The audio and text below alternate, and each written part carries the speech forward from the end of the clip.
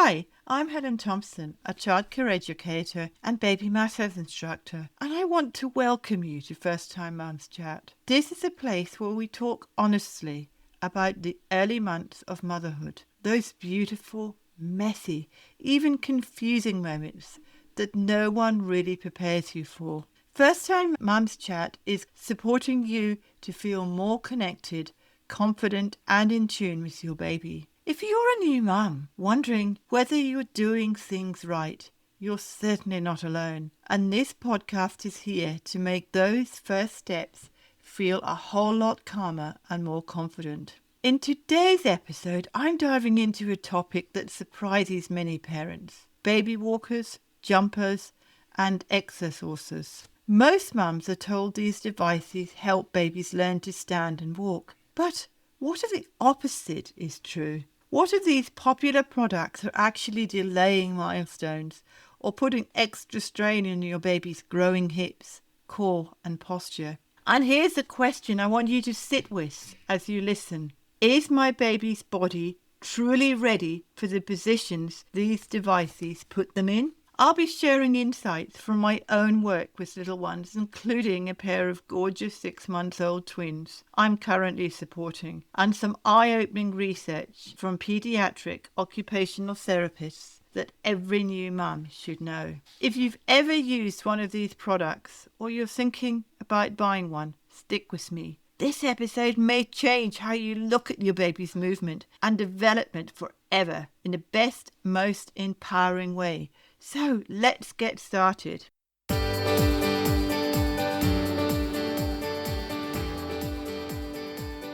Welcome you mums and mums-to-be. Parenting can feel overwhelming, especially in today's fast-paced world where support may feel out of reach. I'm Helen Thompson, childcare educator and baby massage instructor, and I created First Time Mums Chat to be your companion through this incredible journey. Since 2021, I've been here to share practical, holistic insights designed to make those first months, especially from 4 weeks to 10 months, just a bit easier. Through this podcast, I help you feel more connected to your baby while easing ups and downs of early motherhood. Join me and a lineup of amazing experts as we tackle your biggest questions, share real stories and other advice to help you step confidently into motherhood. Motherhood can be challenging, but you don't have to do it alone. Let's dive in and embrace this journey together. Before we begin, please remember that this podcast is for informational purposes only, and it is not a substitute for medical advice. If you have any concerns about your or your baby's health, please consult a qualified medical professional. In today's episode, I want to talk about something many first-time mums ask about: baby walkers, jumpers, and exersaucers. But before we dive in, if you're not familiar with the word exersaucers, it's simply a stationary play centre with a round base and a soft sling seat in the middle. Babies sit or stand in the centre surrounded by toys, and because it doesn't move across the floor, many parents see it as a safer alternative to walkers.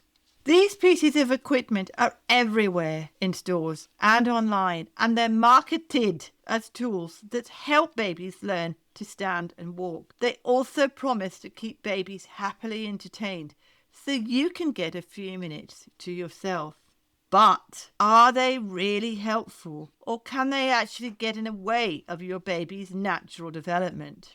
This is a topic I've seen come up again and again and again throughout my career as a childcare educator and nanny, and it's something that has come up recently with the twins I'm working with. After doing some research and watching a number of pediatric occupational therapists talk about this topic, I thought it was important to bring you a clear, reassuring explanation.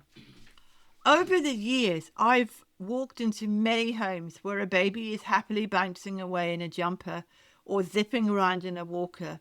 Parents often say the same thing: she loves it, and it gives me a few minutes to get things done.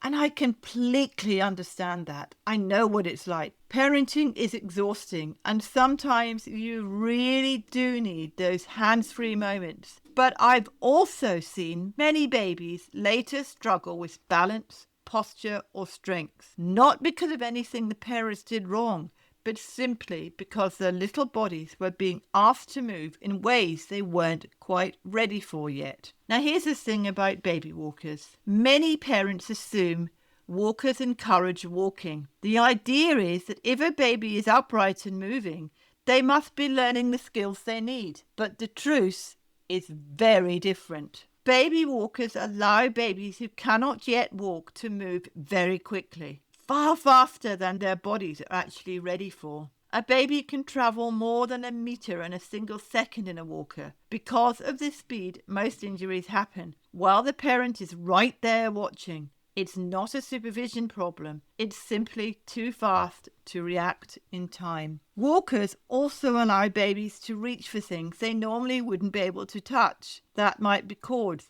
hot drinks, objects on coffee tables, or even doorways and stairs. This sudden access increases the risk of falls, burns, head bumps, and entrapment. But beyond safety, walkers interfere with development. Babies need lots of floor time, rolling, pushing up, pivoting, crawling, and pulling to stand. Walkers skip all of that foundation work. They put babies in an upright position before their muscles, hips, and coordination are ready. So while walkers might look like they're helping, they're actually delaying the very skills parents want to encourage. The twins I'm currently working with actually get a lovely balance of play. They spend most of their awake time on the floor, tummy time, rolling, reaching, and exploring. The parents only use the jumpers in moderation, maybe 20 to 30 minutes a day, and not all at once. But even with that healthy balance, I noticed something important, something many parents simply aren't told. At around 6 months, babies don't yet have the postural control, hip stability, or core strength to hold themselves upright in the way these devices expect. So even though the twins enjoy the jumpers and the little faces absolutely light up, their bodies naturally compensate by leaning forward, locking their knees, or bouncing from their toes. Not because the parents have done anything wrong, but simply because their muscles and joints aren't quite ready yet. That is so important to remember. The muscles and joints are not quite ready yet. Seeing this reminded me how easy it is to assume these products are supporting development, when in reality, babies often end up practicing movements their bodies aren't mature enough for. That's really what inspired this episode. Not fear, but awareness. Baby jumpers or bouncers are designed to allow a baby to bounce by using their toes to push off the ground. Unfortunately, while babies tend to find this motion extremely enjoyable, jumpers can negatively affect development and place them at risk of injury.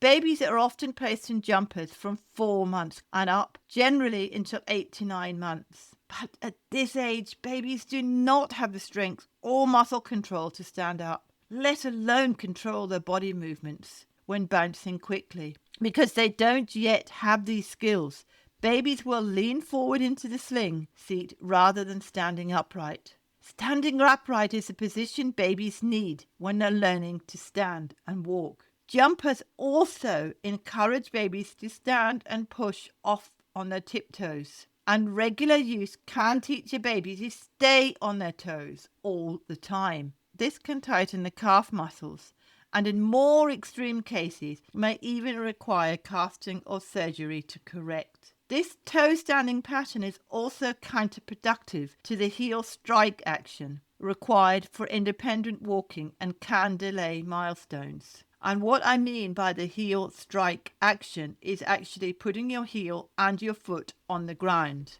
This happens when your baby is crawling. It's helping your baby to put their heel and their foot on the ground. When a baby is under 6 months, their hip joints are still developing. During this stage, it's important they're allowed to adopt a healthy hip position. The legs should naturally form an M or frog-like shape. In a jumper, the legs hang straight down, which increases the risk of abnormal hip development, including hip dysplasia. There are also practical safety concerns such as straps breaking, door clamps failing, babies bouncing into door frames, or older siblings pushing the jumper without realizing the risk. Exersaucers or stationary play centers are often seen as the safer option because they don't move. But from a developmental perspective, their concerns are very similar. Most babies placed in exersaucers cannot yet stand independently, and that is the key. If they can't stand independently, don't put them in there for very long. As a result, they tend to fall forward, resting the tummy on the front of the seat.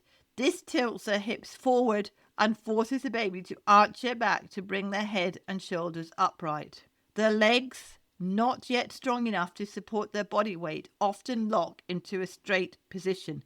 Locked knees, combined with an arched spine and tilted pelvis, is the opposite posture needed for standing.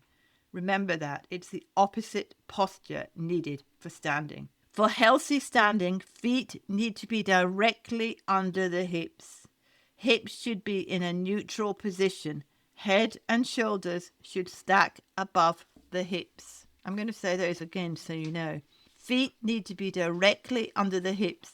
Hips should be in a neutral position. Head and shoulders should stack above the hips. The posture babies adopt in exersaucers teaches the reverse pattern, leaning forward at the hips and backwards with the shoulders. A balanced standing position later on may lead to compensations or delays, and it also may lead to them falling over when they actually start to walk. You may be wondering why all this matters. After more than 20 years supporting babies and young children, one thing I've seen again and again and again is that the simplest movements, the rolling, the wriggling, the floor play, are the ones that build those strong foundations. So if your baby is rolling, wriggling, floor play, and having tummy time, those are the ones that build the strongest foundations. The main thing all these devices have in common is they place babies in positions their bodies are not developmentally ready for. Babies learn to move from the ground up, rolling, pushing up, pivoting, sitting, crawling, pulling to stand, cruising, and eventually walking. Every one of these milestones builds strength, balance, coordination, and confidence. When devices skip these steps, babies miss out on building the foundation their bodies naturally need. None of this is said to worry you. It's simply about awareness. And I really want to bring that point to you. It's simply about awareness. Understanding how your baby's body develops so you can support them in a way that feels good, safe, and natural.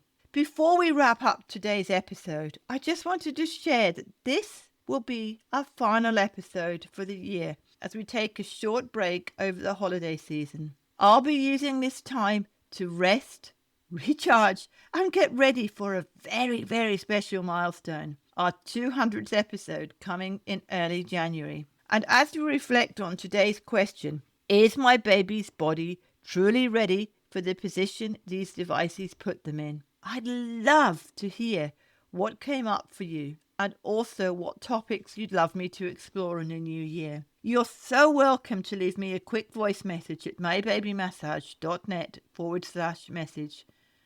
And I truly, truly listen to every single one. If today's episode brought you a few aha moments or helped you feel more confident about your choices, I'd love for you to stick around for future episodes. Every fortnight, we explore gentle, practical ways to understand your baby better and make early motherhood feel a little lighter. Thanks so much for being here, and I look forward to reconnecting with you in January for our 200th celebration.